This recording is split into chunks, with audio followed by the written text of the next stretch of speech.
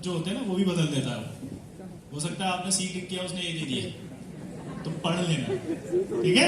तो ये आपने कर लिया, समझ रहे बात को। तो आपको इम्प्रॉपर रीडिंग कभी नहीं करनी है, रीडिंग प्रॉपर रखनी है, ठीक है। तो आपने रीडिंग प्रॉपर करी और ये सब आपने एनालिसिस कर लिया, लिख लिया। इसके बाद आपको क्या करना है कि जैसे आपने 2 स्लॉट करने के बाद जब आपने किया और टेस्ट पेपर कॉपी बनाई, तो टेस्ट पेपर कॉपी बनाने के बाद आपने क्या करा, उसके अंदर लिखना शुरू कर दिया।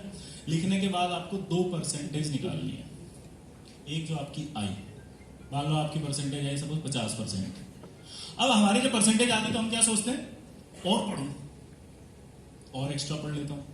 सर मुझे कौन से ऐसे मटेरियल पर अब फोकस करना चाहिए जिससे मेरी रैंक अच्छी आ जाए, आप बता दो, बस आप किताब बता दो, बाकी तो मैं कर लूंगा सर। 12-15 घंटे पढ़ने के लिए मैं तैयार हूं, फोड़ दूंगा सर, बस वो नहीं करना।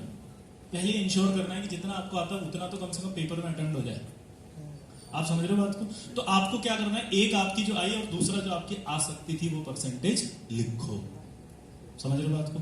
आपकी 50% आई टेस्ट पेपर में आ सकती थी, आपने कैलकुलेट किया। अब आ सकती थी वो कौन सी वाली होती, वो होती है जिसमें आपने कहा कि सिली मिस्टेक से गलत हुआ, वो होती है कि जिसमें आपने इम्प्रॉपर रीडिंग करी, वो होती है जिसमें रिवीजन नहीं हुआ था, वो होती है जो कैलकुलेशन मिस्टेक से हुई। ये जितने सवाल गलत हुए हर सब्जेक्ट में वो आपने लिख लिए और ये सोच लो कि ये सही हो सकते थे, तो आपने कैलकुलेट किया। तो मैं आपको गारंटी देता हूं जब आप इस तरह से एनालिसिस करोगे तो आपके कम से कम 10 से 20% ऐसे होंगे जो आ सकती थी। तो आपके आई 50 और आ सकती थी 70। अब यानी कि इस 20% का जो सफर आपको तय करना है वो सिर्फ और सिर्फ किससे करना है, स्ट्रेटजी से। 15 दिन में आप 20% ऐसे नहीं बढ़ा सकते कि खूब सारा पढ़ लें, क्योंकि अगर हम पढ़ने जाएंगे तो हमें ऐसा लगेगा कि सारा ही पढ़ लें।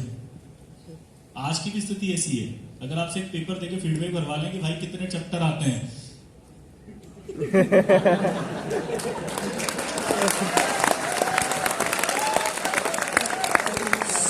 एक बार मेगा रिवीजन लगा दो ना तो आ जाएंगे। आप 15 दिन में मेगा रिवीजन कर दो, 10 से 12 घंटे के सेशंस ले लो सर, आप 1 शॉट में पूरे चैप्टर कंप्लीट करा दो सर, सब आ जाएंगे, आप गारंटी सर, फोड़ के आ जाएंगे सर। तो स्थिति तो ये होगी और ये लास्ट तक रहेगी। ये आपका भ्रम है कि आपको नहीं आते हैं, ये मैं आपको समझाने की कोशिश कर रहा हूँ। ये आपको लगता है और लगता ही रहेगा। एग्जाम के एक दिन पहले नहीं लगने वाला है, मतलब क्या लगे सर करेगी क्या सर, मैं सेकंड अटेम्प्ट की तैयारी यही आंसर आएगा आपका फर्स्ट अटेम्प्ट से पहले। क्लियर है। तो ये डर है, ये तो रहेगा, इसका कोई इलाज नहीं है। इसका इलाज एक ही है, बताओ क्या। जब एग्जाम देने जाओगे, जब क्वेश्चन करोगे तभी समझ में आएगा कि आते थे, उससे पहले नहीं आएगा। तो आपको क्या करना है कि जो स्ट्रेटजी रखनी है वो ये रखनी है कि 50 से 70 करने थे, 20% का जो मार्जिन है वो सिर्फ और सिर्फ आपको किससे निकालना है, स्ट्रेटजी से। स्ट्रेटजी में सबसे पहले आपने देखा जिसका रिवीजन कर सकते थे वो हो सकता था तुरंत उठाई कॉपी और उठा के पढ़ना। जैसे भी आरडी सर ने बताया था ना कि पेपर में जो गलत हो उन्हीं को पढ़ लो, वही वाला करना है। उसमें भी थोड़ा सा मैं एक और चीज ऐड कर रहा हूं। वो क्या कर रहा हूं कि जो आपको लगता है कि ये नहीं आता था, गलत हुआ, और ये अगर मैं पढ़ लूं तो तुरंत आ जाएगा, तो उसमें थोड़ा सा एक चीज और ऐड हो गई, क्या, तुरंत। तो टाइम भी कम लगा, सवाल भी सही हो गया। क्लियर। अभी राइट नाउ जो गलत हो रहे हैं अब आपके, मैंने आपको इस टेस्ट पेपर एनालिसिस के अंदर वो नहीं बताया जो गलत हो रहे हैं, इसलिए कि जो आते ही नहीं है, क्योंकि वो ऐड हो गई बात कि जो नहीं आते वो छेड़ना नहीं है। अभी आप समझ रहे हैं बात को, जो नहीं आते वो छेड़ना नहीं है, तो छेड़ना नहीं है। क्लियर हो गया। तो आपने क्या करा, जो जो आपको इम्प्रॉपर रीडिंग से गलत हुआ, जो आपके रिवीजन की वजह से हुआ, कैलकुलेशन मिस्टेक की वजह से हुआ, ये सब आपको ध्यान रखना अगले पेपर में सारे पॉइंट। तो जब आप अगला पेपर देने जाएं इस पेपर के एनालिसिस के बाद, तो आप सबसे पहले क्वेश्चन को ढंग से पढ़ेंगे। प्री ऑक्यूपाइड माइंड से क्वेश्चन नहीं पढ़ना कि यही पूछा होगा, ठीक है। ऑप्शन ढंग से देख लिए कि क्या है। तीसरा आपने क्या देखा कि यार मेरे को कैलकुलेशन मिस्टेक हो जाती है, तो आपको अगर रफ शीट मिलती है तो उसके ऐसे 4 हिस्से कर लिए, A B C D, यहाँ एक क्वेश्चन लिख दिया, इसके सारे एनालिसिस यही करना है, ठीक है।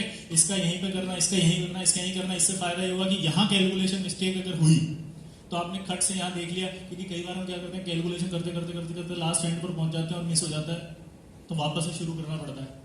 और हम गलती क्या करते हैं, हम ऐसे करते हैं वो ध्यान ही नहीं आ रहा, इधर का उधर, इधर का उधर, इधर का इधर, मिस हो जाता है। तो आपको सिर्फ ऐसे करना है, ये बॉक्स बॉक्स बॉक्स बॉक्स, तो इसका इसी में है, इसका इसी में, इसका इसी में, इसका इसी में। अगर सपोज क्वेश्चन छोड़ना भी पड़ गया ना, जैसे मैंने कहा था कि आपसे नहीं हो रहा तो छोड़ देना, सेकंड राउंड में करना। तो जब सेकंड राउंड में वापस आप आएंगे तो उसमें आपको पता चल जाएगा कि यार ये वाला सवाल था, इस जगह लिखा हुआ है, इसकी कैलकुलेशन मैंने यहाँ की थी, तो तुरंत आप उसको अटेम्प्ट कर सकते हैं। समझ गए बात को? तो ये छोटी छोटी बातें हैं जो 15 दिन के अंदर आपको हर पेपर में इंप्रूव करनी है। अगर आपने टेस्ट पेपर एनालिसिस कॉपी रख ली और आपने जितने आपके आ सकते थे और जितने आपके आए हैं उसका डिफरेंस मिनिमाइज कर लिया तो आपके मैक्सिमम नंबर आ जाएंगे। क्योंकि 15 दिन में बहुत सारा पढ़ना तो मुश्किल है, ये करना बहुत आसान है। क्लियर है सबको? तो आई होप आप करेंगे ये सारी चीजें। Yes sir. पक्का? Yes sir. और वो एनालिसिस करने के बाद ये कॉन्फिडेंस भी आएगा कि सर हाँ मैं कर पा रहा हूँ। यस आया ना? Yes sir. कर लेंगे? Yes sir. आज में तो दम नहीं है, तुम क्या करके आओगे वहां? Yes sir. नहीं आया, मजा नहीं आया। Yes sir. Yes sir. Young India है। Yes sir. चलिए बेस्ट ऑफ लक मेरी तरफ से आपको बहुत बहुत विशेष। और जेई मेंस के अंदर जो रिजल्ट आए उसके बाद हमें सेकंड अटेम्प्ट के लिए इस तरह का मार्गदर्शन रखने की जरूरत ही नहीं पड़े।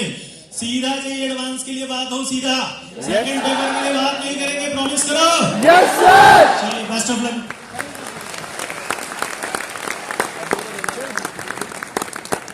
Thank you so much sir.